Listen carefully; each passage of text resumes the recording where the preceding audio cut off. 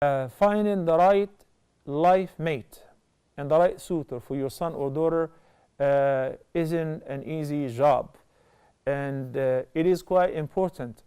Number one, النبي صلى الله عليه وسلم said in the hadith, إذا جاءكم من ترضون دينه وأمانته فزوجوه إلا تفعلوا تكن فتنة في الأرض وفساد عريض. So we're confronted with the fact that the Prophet ﷺ said, if somebody whom you trust his faith, his belief, his religious commitment, and his amana.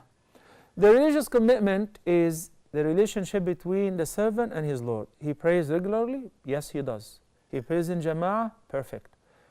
He fasts not only during Ramadan, but he also fasts voluntary fasting? Great. Then we need to check on his akhlaq and his dealings with others. It isn't sufficient to see somebody is masjid going back and forth, but also like to see his akhlaq, dealing with others and so on, and whether his ibadah reflected on his manners positively or not. So if both are perfect, or at least okay, that he is fulfilling the requirement of the religious commitment, and he is well-mannered, then such person is worthy of giving him your daughter in marriage. Obviously, if he can support a family, right? He doesn't have to be rich, but at least he is capable or willing to support a family. If we don't do that, then that would lead to a mischief and corruption on earth. So the religious commitment, as you said, it is very important to see whether the person has a right aqidah or not, right belief or not. Now that is taking us to another thing, which is the brothers of the Tabligh Jama'ah, and I answered this question so many times, and I said I envy them and I respect them for all the hard work they do and for their sincerity. And I always advise, since I was in the States or in Europe or anywhere I go, that brothers, mashallah, the work you're doing is magnificent. You just need to eliminate a few things to make sure that your work is in line with the Sunnah.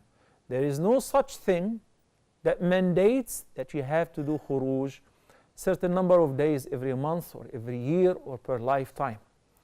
And we don't have to adhere to a particular book and try to avoid the weak and the fabricated differences. Why?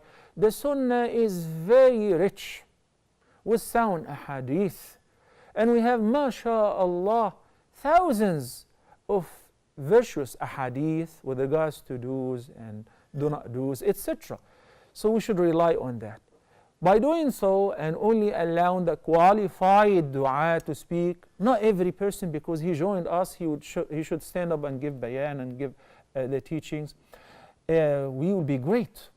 You will be fulfilling the mission of the Prophet ﷺ, which is conveying the message to people. So, not because somebody is going for khuruj, we say that his aqidah is corrupt. God forbid. No. And that's why we require further investigation. Further investigation. Because the Nabi sallallahu alayhi wa sallam talked about two qualities. Deenahu wa amanatahu. Religious commitment and his akhlaq, which is presented in one khuluq, one manner, which is honesty, trustworthiness. So I believe it is perfectly okay to go ahead and visit the family and chit-chat with them, and if you have family members or friends whom you can investigate or find out further more about the family, not only the son. It is very important to understand that when you give your daughter in marriage to somebody, you're actually shopping for the whole family, not only the groom. And also with the istikhara, you do istikhara and your daughter should do istikhara as well, and asking Allah subhanahu wa ta'ala to guide you towards best. Insha'Allah, I'm very certain Allah subhanahu wa ta'ala will grant your daughter the best husband and will make her life happy. Barakallahu feekum. As-salam.